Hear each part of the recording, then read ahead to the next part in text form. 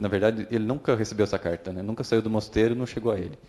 E quando eu comentei com o superior do mosteiro, o mosteiro falou: o abade me mandou embora, porque eu fiz esse ato de mandar uma carta. Então fui mandado embora do mosteiro em 2006. E depois a frustração foi tão grande com a vida religiosa que eu fiquei 9 anos como um pagão. Nem na missa eu ia, né?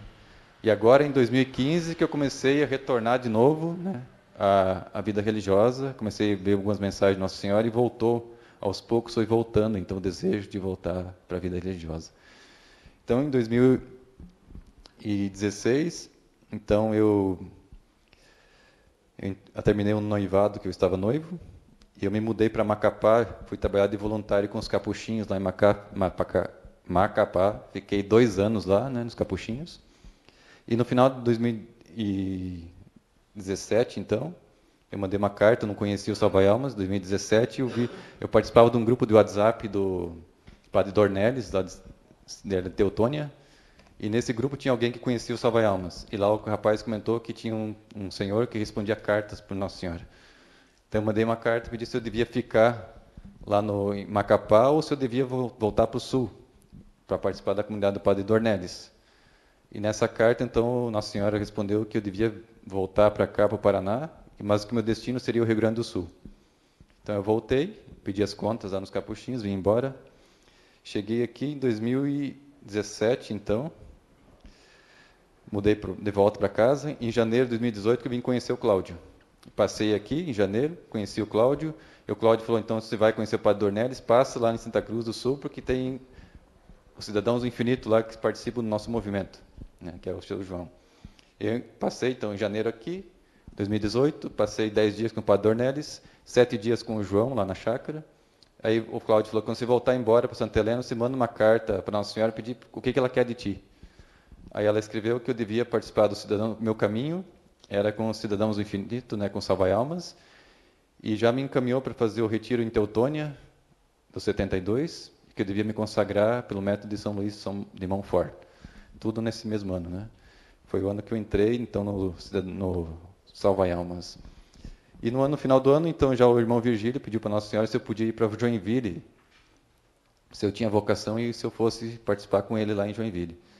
Então, foi em 2019, me mudei para Joinville, fiquei de voluntário na Casa Padre Pio durante o ano todo, praticamente.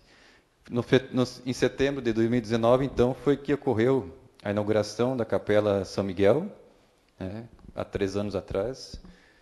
E nessa inauguração, o seu Cláudio reuniu com a diretoria lá do Cidadãos Infinitos e decidiram fazer a formação de lideranças do movimento. E como eu estava em Joinville, quando eu voltei em outubro para cá no Cenáculo, o Cláudio falou assim, entra em contato com o Padre Leutério, com o seu João, que eles vão começar a ter formação de sacerdote ano que vem. Aí eu já fui para lá em dezembro, já desci para Santa Cruz do Sul e em janeiro já voltei para morar, né? 2020. Foi 2020. Então nesse tempo já iniciei a teologia já no primeiro ano que eu cheguei lá e agora nós já estamos no terceiro ano. Como o João falou, no final do ano agora a gente já se forma, o TCC está pronto, só falta apresentar mais umas 5, 6 disciplinas e a gente encerra o curso de teologia. Como vai ser ordenado, não sei, porque a gente não tem ainda o aval do bispo, não tem nem a estrutura de seminário ainda, mas pelo menos o curso está quase pronto, né? E nesse tempo apareceu um vocacionado lá em Santa Cruz do Sul, apareceu de São Paulo, e o Padre Leutério falou que o nosso movimento Cidadão do Infinito era um movimento muito simples, nosso carisma, muito simples e muito difícil de viver. Aí ele falava que nosso movimento acolheria todos os carismas. Aí ficava aquela confusão na nossa cabeça, né? Que carisma, né?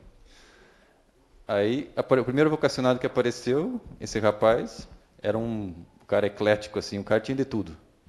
Tinha momentos que ele era um tradicional que cantava em latim. Tinha um momento que ele era teologia e libertação até no sangue. Aí, de repente, ele começava a fazer uma palestra, ele orava que nem um carismático. Aí, e ele queria mudar o nosso estilo de oração, porque ele não concordava em participar das orações da comunidade, que era muita oração, porque ninguém ia parar naquele lugar. Ele começou a se queixar e queria mudar a nossa rotina. O que eu fiz? Mandei uma cartinha para Nossa Senhora. O que é o nosso carisma, então, Cidadão Infinito, né? Aí veio a resposta, Nossa Senhora. O nosso carisma é salvar almas, que é a nossa missão, né? que é a missão de todos, né, da igreja inteira. Jesus salvava almas, a igreja salva almas, vocês salvam almas, assim, salvam almas, e nós também. Mas o diferencial do carisma, então, Cidadão do Infinito, é que a nossa salvação das almas ocorre salvar os pecadores, então, por meio da intercessão das almas do purgatório. Que também é a missão de salvar almas, né? Como o João falou, não tem como separar totalmente um carisma do outro, né? Só que com algumas coisas específicas do nosso ambiente, nossa formação, né? E nessa formação de São Miguel, na inauguração da capela, então São Miguel, ele falou que a nossa missão era defender, então, a todo custo, a sã doutrina da Igreja Católica. A todo custo. Então, a formação da Milícia de São Miguel Arcanjo, no dia que foi inaugurada a capela, tem essa finalidade, defender a doutrina da Igreja Católica a todo custo. Ou seja, a verdade, amor sim, mas verdade também. Né? Ter a coragem de ser um João Batista no século XXI. Dizer para o poderoso, para o rei, não te é lícito ter a mulher do teu irmão. Não te é lícito fazer leis que matam crianças nos ventres das mães. Não te é lícito trair a tua esposa. Não te é lícito roubar, matar. Né? Essa é a missão do Cidadão do Infinito e também de todos os sacerdotes da igreja, dizer não ao pecado, não a essa estrutura de morte que se levanta, que se impõe contra a igreja, contra Cristo, contra a lei de Deus. Né? Então, resumindo então a minha história, e o João quer falar bastante também, porque eu vi a lista dele é grande aqui. Resumindo então, Cidadão do Infinito tem essa missão de formar cidadãos de um novo reino. Como o Nosso Senhor mesmo falou, a missão de vocês é formar cidadãos para o novo reino. Né? E é um reino só de amor, mas que também tem verdade, tem doutrina que precisa ser defendida. Amém? Louvado seja o nosso Senhor Jesus Cristo.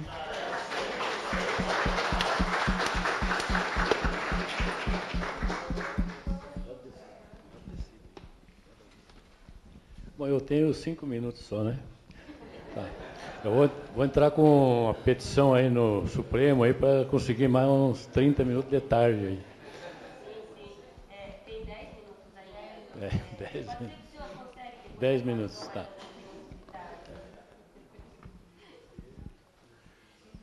Bom, então eu não falei, mas hoje nós somos uma congregação com uma entidade jurídica, com CNPJ constituída, né? Com contabilidade, com etc e tal. Então, foi um grande passo que se deu no ano passado, né? De pelo menos se preparar para essa situação, depois de 2 anos de pandemia que quase não se fez nada. Nesse sentido aí, embora nós tivemos a graça de não parar nenhum dia na pandemia, tivemos missa, Santa Missa todo o tempo, o Padre Eleutério ficou firme, afinal nós estamos bem escondidinhos lá, ninguém via, né? O Padre Eleutério dava um jeito de chegar por outros caminhos e nós tivemos cenáculos direto, toda semana, todas as quartas-feiras, intercessão, adoração, todos os domingos cenáculos de oração, e foi tudo transmitido pelo YouTube. O Papa Bento XVI disse uma frase, que na época acho que era o cardeal Ratzinger, né? Ele disse que em breve teremos padres reduzidos ao papel de assistentes sociais e a mensagem de fé reduzida a uma visão política. Tudo parecerá perdido, mas no momento certo, apenas na fase mais dramática da crise, a igreja renascerá. Será menor, mais pobre, quase catacumbal, mas também mais santa. Porque não será mais a igreja daqueles que procuram agradar o mundo, mas a igreja dos fiéis a Deus e sua lei eterna. O renascimento será obra de um pequeno remanescente, aparentemente insignificante, mas indomável, passado por um processo de purificação, porque é assim que Deus trabalha. Um pequeno rebanho resiste ao mal. Palavras de Joseph Ratzinger, né? E as portas do inferno não triunfarão sobre a minha igreja, né? Disse Jesus. por isso que é tão difícil, né? A missão de vocês, a do Salvar Alma, a nossa missão é difícil. É muito difícil. Eu sempre me lembro de uma palavra do saudoso Papa São João Paulo II, quando ainda lúcido, né? Ele disse uma palavra que eu gosto de repetir, já disse aqui. O Papa disse assim: está chegando a hora de eu acertar contas com Deus. Ora, o Papa João Paulo II dizer isso, um santo em vida, dizendo que está chegando a hora de eu acertar contas com Deus. Que será de mim na minha hora de acertar conta com Deus?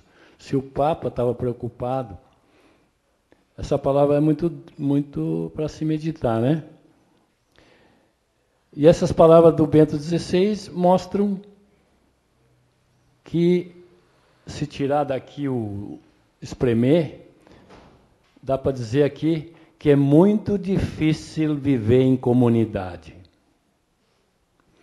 Então, o que eu queria falar hoje, que não vai dar tempo agora, é falar sobre esse desafio de viver em comunidade. Que comunidade não é só a Cidadãos do Infinito, Salvar Almas também é uma comunidade, a paróquia ali é uma comunidade, a própria família é uma comunidade, né? E a gente sabe as disputas que tem lá na sacristia das paróquias, nos movimentos, etc, etc, etc. Aquilo que hoje se falou aqui, ontem já se falou, né, da dificuldade, né, de perdoar. O perdão, a convivência é difícil, porque cada pessoa é uma pessoa, né? Tem aquela historinha da pessoa que foi confessar para o padre e disse para o padre: olha, padre, eu não aguento mais, né? Aquela pessoa lá me faz mal, a outra faz aquilo, se queixou da vida e de todas as pessoas que compunham a sua vida, né? Especialmente de uma pessoa que ela não conseguia mais suportar. Aí o padre escutou tudo, né? Aquelas pessoas que vão confessar os pecados dos outros, né? O padre, no final, perguntou assim: minha senhora, esse senhor, essa pessoa que você tanto falou dela, essa pessoa é um ser humano? Sim, claro. Então está explicado. Então significa que o ser humano é assim, né? Nós temos essas deficiências, nós temos nosso... outro dia um cara disse para mim: será que eu vou ter que eliminar o restinho de orgulho que eu ainda tenho dentro de mim? Quer dizer, ainda sempre resta um restinho de orgulho, né? E a questão do perdão, que é tão complicada, né? Viver em comunidade é um desafio, né? Eles não falaram aqui, né? Mas é difícil, né, viver em comunidade. E nós tivemos outras pessoas que foram para lá e que chegaram à conclusão: eu não sei viver em comunidade, então estou indo embora, né? Porque viver em comunidade é de se despojar de tudo, né? E isso é complicado. Então nós temos que aprender a viver em comunidade, porque dentro da comunidade tem murmuração, né? A murmuração é uma praga, né? Uma praga que acaba com tudo. Tá? E o demônio está sempre atento, né, para fazer as intrigas, né, e colocar uns contra os outros, aquela história toda. E vem pessoas de diferentes culturas, né, de berços diferentes, para se adaptar, né? E tem aqueles que chegam lá e querem impor o seu jeito. Não, vocês têm que se adaptar ao nosso jeito. Senão, não é possível, né? E aí, é muito fácil a gente ler a Bíblia, né? E pregar o Evangelho para os outros. Alguém disse aqui ontem, né? Quando Jesus disse: amai-vos uns aos outros, assim como eu vos amei. Lindo, né? Essa palavra. Como é que será que Jesus nos amou? Nós conseguimos entender como Jesus nos amou, para nós amarmos como Ele? E como é tão difícil amar uns aos outros, né? Mas até aí tudo bem, porque eu não preciso gostar, eu não preciso gostar do Alexandre, mas eu tenho que amar ele, né? Se eu não quero ter amizade com ele, tudo bem, eu não preciso ter, mas tenho que amar ele do jeito que ele é. Mas aí vem o apóstolo Paulo e diz: suportai-vos uns aos outros. Ele chegou na realidade, né? Suportai-vos uns aos outros. Quer dizer que para aguentar o Alexandre e o Gleison não é fácil. Tem que suportar, né? Aí, se eu não consigo suportar, mando embora, né? Não, tem que suportar. Aí que está a palavra que a Madre Paulina disse: caridade sem limites. Como é fácil fazer caridade, mas caridade sem limites. Aonde é o limite da caridade? Quanto mais a gente pensa sobre o desafio de viver em comunidade, mais a gente, né, vem essa luta, né? Esse desafio, que é aonde, no nosso livro aqui, O Céu Canta e Reza Conosco, terminou meus minutos, 10 minutos. Nós temos um capítulo aqui nesse livro que chama Rumo à Santidade, onde se falou aqui sobre a santidade, né? No Passe Domini, Jesus pede a santidade. O que é a santidade, né? Ontem o padre Alexandre falou aí sobre santidade, né? Tudo se encaixa. Então nós temos o desafio de viver em comunidade, que é a comunidade tem que ser santa. Mas para uma comunidade ser santa, os membros têm que ser santos. Tem que buscar a santidade para a comunidade buscar a santidade. E uma comunidade que não busca a santidade, o demônio destrói rapidinho, porque ele você sabia que o demônio não dorme? Nós dormimos, né? 8 horas por dia, o demônio não dorme. Ele não tem férias, não tem fim de semana, não tem, né? Ele trabalha direto. Enquanto nós dormimos, ele está trabalhando na nossa cabeça.